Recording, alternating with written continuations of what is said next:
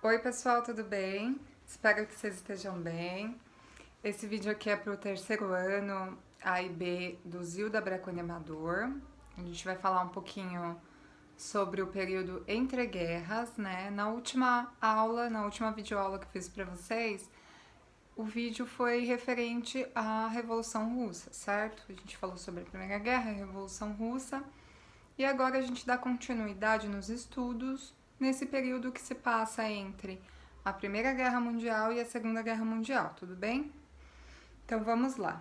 O período entre guerras é um período marcado pela reconstrução da Europa. Se a gente for parar para pensar, o continente europeu estava falido, né? Estava numa situação difícil porque a guerra destruiu países. Muitos países estavam destruídos, pobres, as pessoas sem emprego, as pessoas sem condições de sobrevivência, estava complicadas as coisas.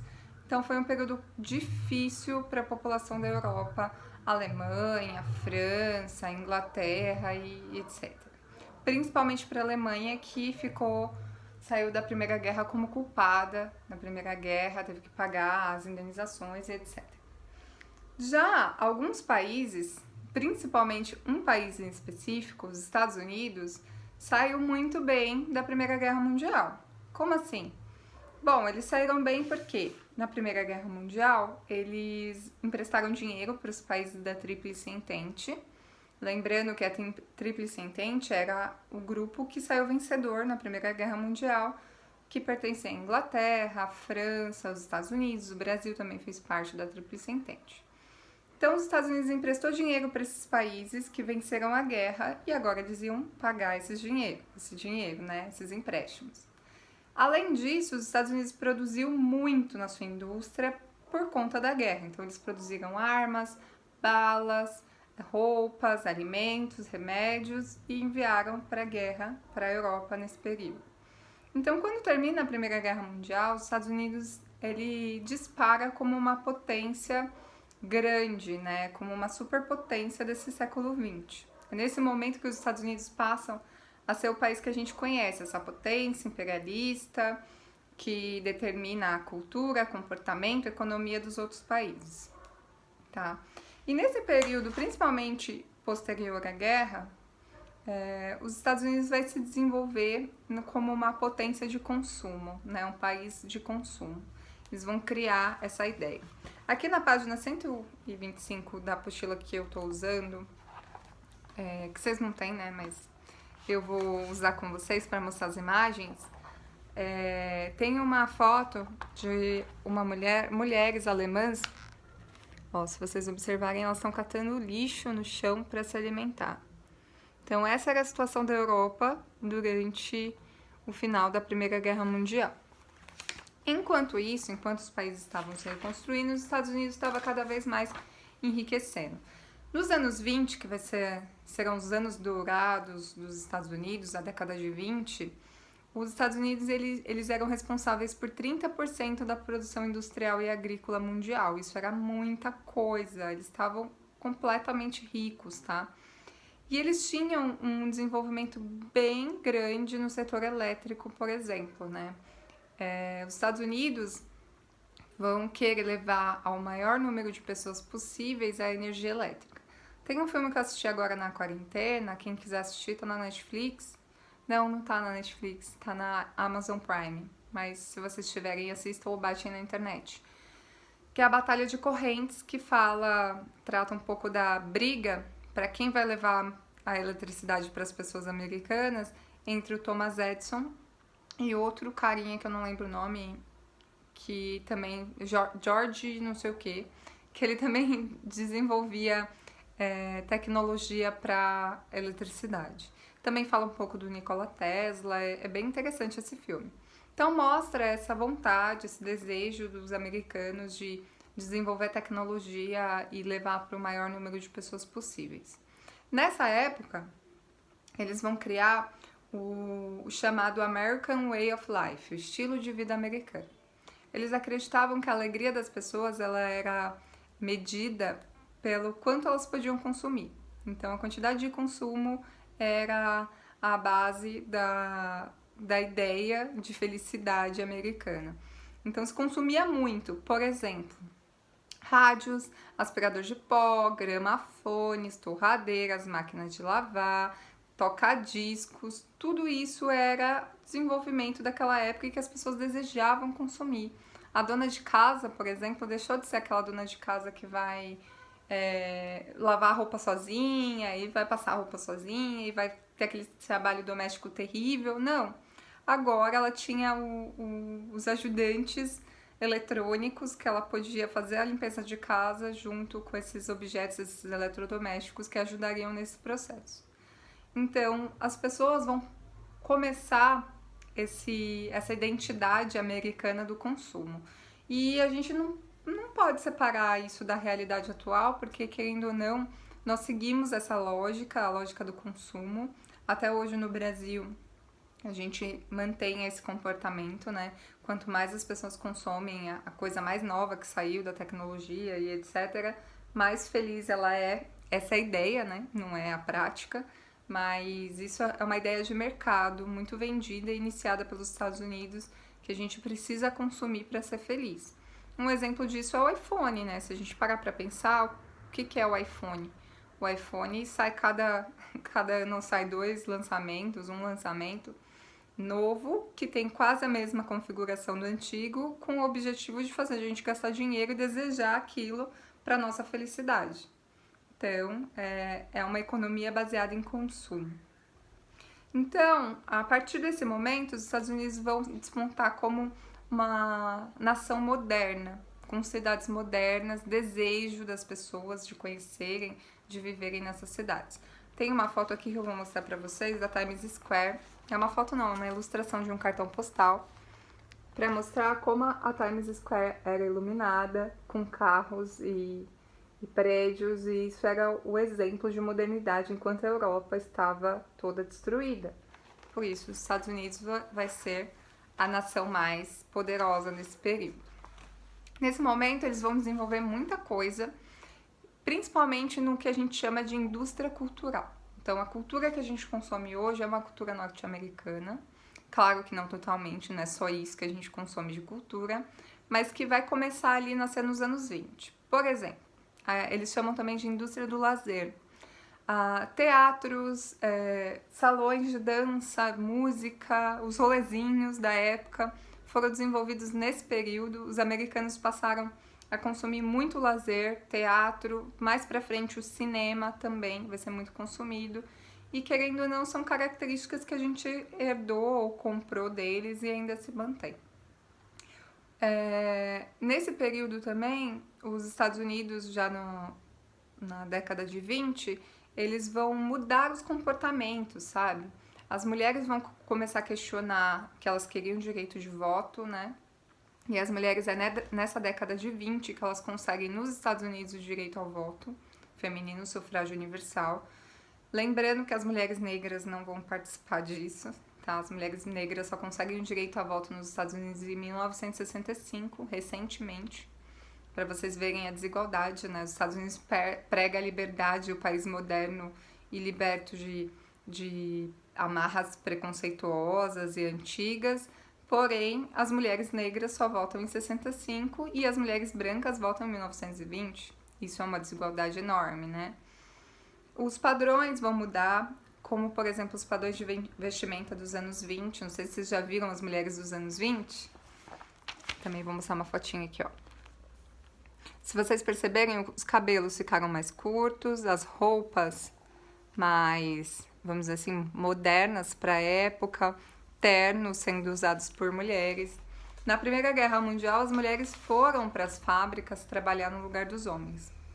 Então, quando elas terminam a guerra e têm que voltar para a vida comum, muitas negam esse comportamento antes da Primeira Guerra.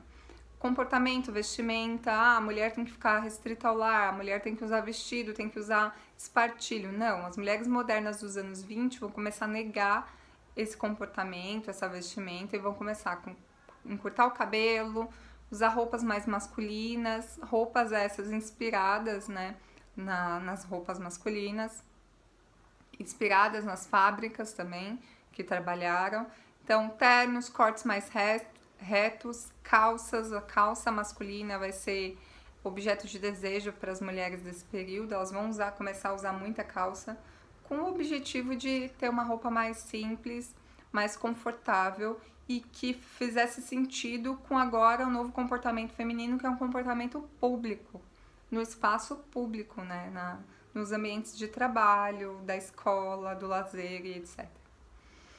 É nesse período que o jazz vai criar raízes nos Estados Unidos. Eu não sei se vocês já escutaram jazz, acho que não, provavelmente, mas vocês escutam músicas que são derivadas do jazz e do blues, né? Porque tudo nasce desses estilos, desses dois estilos.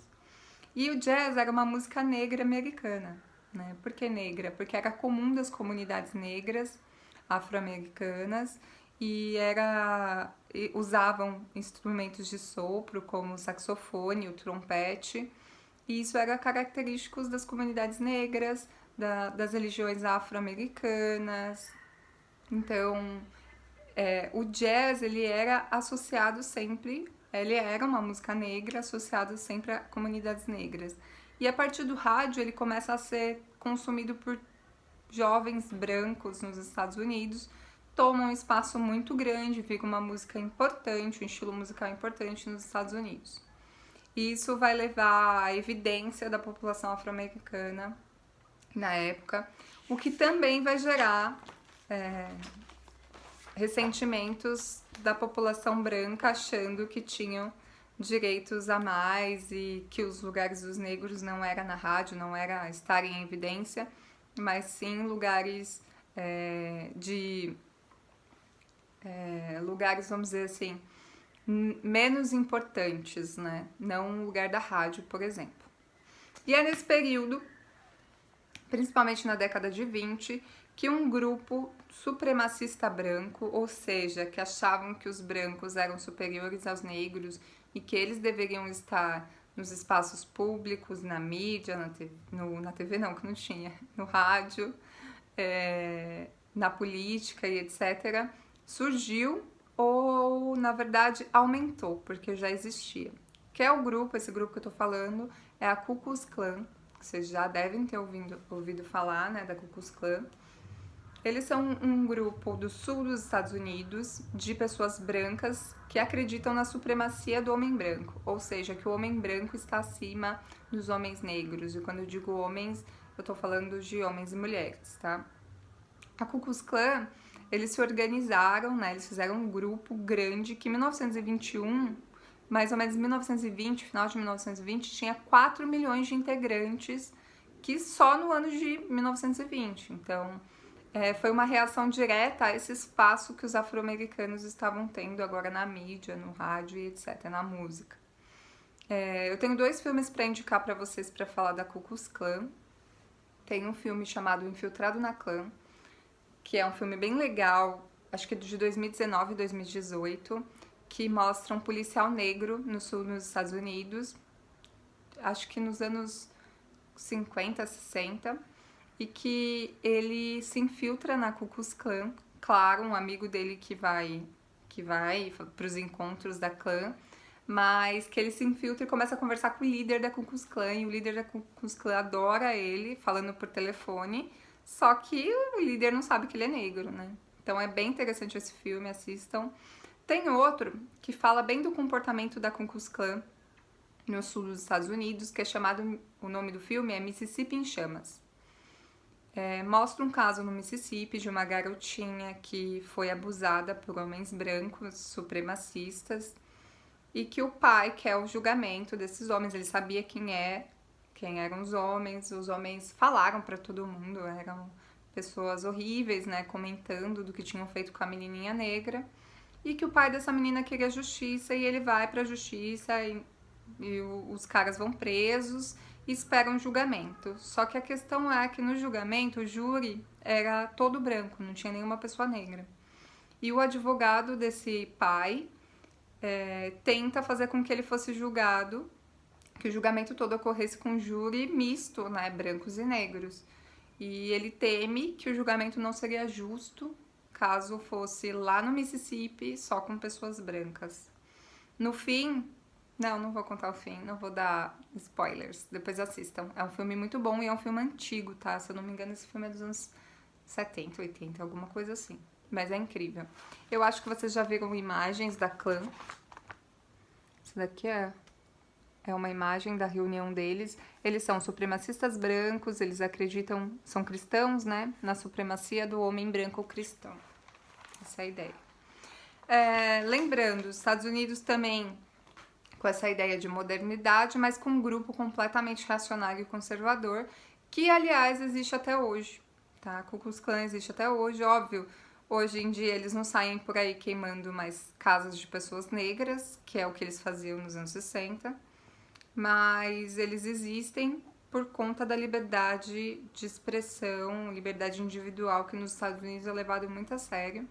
Então, um comportamento racista como o do grupo da Ku Klux Klan não é considerado crime nos Estados Unidos. No Brasil é, tá? Qualquer comportamento racista é considerado crime e lá não. Então é bom a gente analisar também o que nós aqui no Brasil temos de bom. A gente não tem um grupo tão organizado contra a Ku Klux Klan, certo? É nessa época também, em 1920, que os Estados Unidos estava vendendo essa ideia de país maravilhoso, rico, desenvolvido, com modernidade, com energia elétrica, com objetos de desejo, de consumo, mas os trabalhadores estavam numa situação muito difícil, porque existia uma parcela muito pobre da população americana e que desejavam participar, por exemplo, de sindicatos, porque não existiam condições de trabalho decentes na época. Então não se tinha férias, não tinha 13º, não tinha feriado, não tinha aposentadoria, não existia nada disso. E os sindicatos eram proibidos nos Estados Unidos. Por quê que eram proibidos? Porque os sindicatos, acreditava-se na época que os sindicatos estavam aliados a ideias socialistas, e estavam mesmo, né, da Revolução Russa que a gente já estudou. Então os americanos tinham muito medo dessas ideias socialistas chegarem nos Estados Unidos por meio dos sindicatos. Então era proibido e mesmo assim os operários se uniam e faziam lá uma espécie de sindicato legal nos Estados Unidos na época. Então nem tudo eram flores, como eles estavam vendendo essa ideia de modernidade perfeita. Nesse período também, no ano de 1920, como eu falei, o ano de 1920 vai ser um ano cheio de novidades e cheio de contrastes também. Vai ser criada a lei seca nos Estados Unidos. O que é isso? Proibiram a bebida alcoólica, ser vendido bebida alcoólica. E isso vai gerar um problemão nos Estados Unidos, porque uma grande massa de pessoas pobres, desempregadas, com um índice de desenvolvimento humano muito baixo, eles se apegam à bebida. A bebida é até hoje, né, onde lavam as tristezas e tudo mais. E como proibiram a bebida nos Estados Unidos, vários grupos vão começar a traficar bebida alcoólica pelos Estados Unidos. E a gente conhece bastante esses grupos que eram chamados de mafiosos. Tem filmes que falam sobre isso. Tem um filme que eu acho que tem na Netflix chamado Os Infratores, que mostra uma família desses traficantes que levavam a bebida alcoólica pelos Estados Unidos para entregar, né, nos bares e tudo mais. Eles estavam juntos lá como uma família nesse negócio. A gente tem outros filmes de traficantes de bebidas também, mas se eu lembrar eu anoto pra vocês, coloco aí no vídeo, tá bom? Bom, só que a década de 20 ela vai ser muito boa no começo, já ao final, lá chegando em 1929, não vai ser tão boa assim para os Estados Unidos. Por quê? Porque eles vão ter uma crise muito grande econômica, que vai estar diretamente relacionada à quebra da Bolsa de Nova York em 1929. Eu não sei se vocês entendem o que é a Bolsa de Valores, mas de qualquer forma eu vou explicar de uma forma simples para vocês. Então, uma empresa, quando você tem uma empresa e ela quer fazer investimentos, tipo melhorar a empresa, melhorar as condições de trabalho, abrir uma nova filial, etc., a empresa precisa de recursos, de dinheiro, grana, money. E para conseguir esse dinheiro, tem duas formas, ou pegar dinheiro emprestado no banco, mas tem uma forma mais simples, que é abrir o capital dessa empresa na Bolsa de Valores, ou seja, permitir que pessoas comprem ações da sua empresa e sejam donas dessa empresa também. Essa empresa vai se tornar uma SA, Sociedade Anônima. Então, uma empresa SA, ela tem uma quantidade X de ações na bolsa e as pessoas vão comprando por preços estabelecidos. Quanto mais a empresa ganha dinheiro, lucra ao longo do ano, as pessoas que têm essas ações vão receber um dividendo, uma parte do lucro da empresa, já que você investiu seu dinheiro nela, né? E se você vender as suas ações no momento da alta, no momento que a empresa está indo muito bem, você vai ganhar o dinheiro, porque você comprou as ações a um preço e agora está um preço mais alto, então você vendeu a um preço mais alto e ganhou dinheiro, lucrou com isso. Só que o mercado de ações ele é um mercado instável. Por quê? Porque ao mesmo tempo que a empresa pode lucrar e enriquecer e você lucrar junto, ela pode quebrar e a pessoa perder todo o seu dinheiro, e isso acontece, né? Isso pode acontecer. Outra, se algum escândalo na mídia acontecer que envolva essa empresa, também as ações caem, o preço das ações vai cair muito.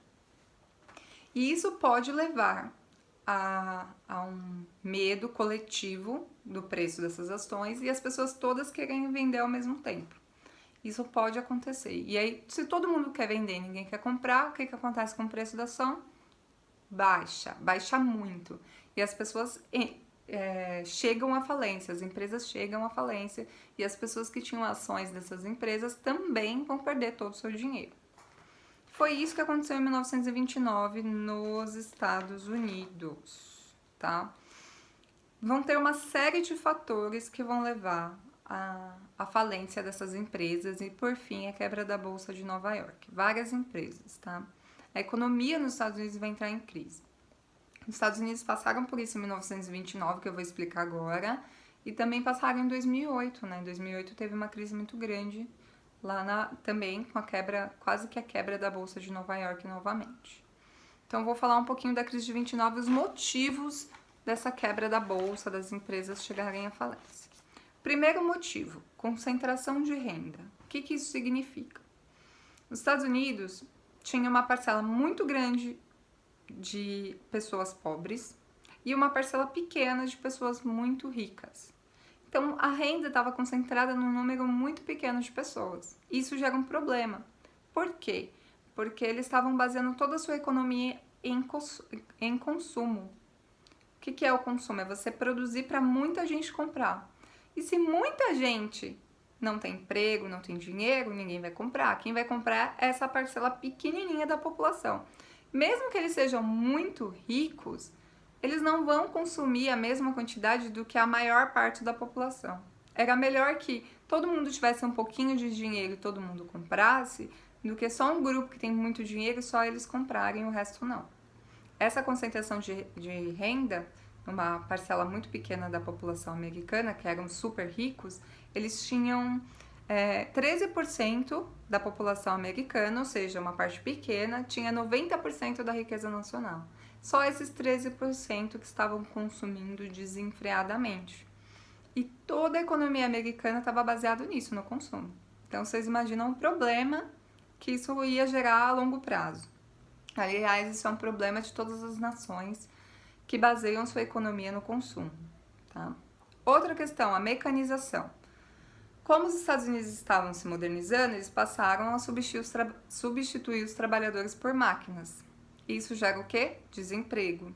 E desemprego gera falta ou diminuição no consumo, né? Então, desempregados não consomem, isso era fato. Outra coisa, os Estados Unidos os bancos fizeram muitos empréstimos para os produtores agrícolas e não teve um bom retorno, eles ficaram devendo os bancos e os bancos também começaram a entrar em problemas financeiros. Vocês imaginam, se os bancos estavam com problemas financeiros, imagina o resto da população, como que era a situação. Outra questão, que é o que eu já tinha até falado um pouquinho, produção e consumo. Eles passaram a produzir muito, as fábricas produzindo a todo vapor, porque os burgueses, donos das fábricas, tinham dinheiro para produzir e ninguém estava consumindo. Isso gera excedente, fica lá a produção parada, um monte de produtos sem ninguém comprar. E produto parado, produzido e parado, gera custos. Então, na verdade, ao invés de lucrar, estava tendo um déficit financeiro, estava tendo falta de dinheiro, estava gastando dinheiro com a mercadoria que ninguém comprava. Isso foi outro problema que levou à quebra da bolsa. As corporações e os bancos começaram a mentir sobre as ações. Isso acontece e acontece até hoje, tá? A determinada empresa vale tantos milhões. Aí eles falam que valem o dobro desses milhões, o triplo. Eles colocam na mídia, eles declaram que essa empresa lucra muito, então vale muito mais do que é verdade. E colocam as ações lá em cima, o preço das ações. Só que quando explode na mídia, nos jornais na época, que essa empresa não tinha tudo isso, não valia tudo isso de dinheiro, e que essa empresa estava perto da falência ou era mal administrada, todas as pessoas resolviam vender as ações no mesmo momento. E como eu falei no começo do vídeo, vender ação. Todo mundo junto, se ninguém quer, o preço dela cai e as empresas chegam à falência. Então, em 1929, vai ter a quebra da Bolsa de Nova York por todos esses motivos, mas principalmente no finalzinho ali para de fato Nova York fechar a Bolsa de Valores. Quando eu falo quebra da Bolsa de Nova York, quer dizer que a Bolsa de Valores de Nova York simplesmente fechou as portas porque não dava para trabalhar. Todo mundo queria ao mesmo tempo vender as ações. Não sei se vocês já assistiram, tem alguns filmes que falam sobre isso, que mostra as pessoas dentro da Bolsa de Valores, todo mundo no telefone, gritando, conversando, é aquilo ali. Todo mundo querendo comprar ações, vender e tudo mais. Esse é o funcionamento da Bolsa. Só que no momento de uma crise dessa, um monte de empresas na mídia decretando falência, todo mundo queria vender e aí tiveram que fechar. E esse fechar da Bolsa levou à falência muitas empresas em falência, crise total nos Estados Unidos, crise econômica total. E por que virou uma crise mundial? Esse período é dado o nome de a Grande Depressão, porque a quebra da Bolsa de Nova York vai gerar uma crise econômica nos Estados Unidos, mas não vai ficar restrita aos Estados Unidos. Vai impactar no mundo inteiro. Por exemplo, no Brasil, a gente vai sofrer a crise econômica porque o principal produto que o Brasil vendia era o café. E o principal comprador de café era os Estados Unidos. Então, vocês imaginam como ficou a economia em 1929 do Brasil. Fora os países da Europa, que os Estados Unidos vai começar a cobrar essas dívidas assim, numa intensidade muito maior, porque agora eles também estavam quebrados e também não vai ter muita gente pagando essa dívida. Então, eles param de importar produtos de outros países que também dependiam dessas vendas para os Estados Unidos para manter a economia. Isso gera uma crise econômica global. Então, 1929 não vai ser uma crise ocorrida só nos Estados Unidos, vai ser uma crise generalizada. Na época, eles tinham um presidente chamado Herbert Hoover. Ele era daquela escola de economia, não sei se vocês conhecem, entendem um pouco desse assunto, mas eu comento com vocês. Liberal, ele era liberal e ele acreditava que a economia ela não tinha que sofrer intervenção do Estado. Ou seja, a economia se regula. Se agora estão em crise, essa crise vai se manter por um tempo, mas depois o mercado se regula, as empresas vão falir, depois elas reabrem, os empregos acabam, depois eles surgem, que a economia ela é um organismo vivo que se regula automaticamente sem a intervenção do governo. Então, ele não criou nenhum plano de recuperação econômica, ele não criou nada. Aí, obviamente, essa crise só aumentou. E, aliás, os Estados Unidos ainda tentam seguir essa ideia liberal, né, do liberalismo econômico, que o Estado não deve intervir na economia. Pois sabemos que essa é uma ideia um pouco contraditória, porque em momentos de crise, se o Estado não intervém na economia, essa crise não se resolve sozinho. Então, nós que estamos vivendo agora um momento de pandemia, por exemplo, se os governos não intervirem na economia, como que ia sobreviver a população, né?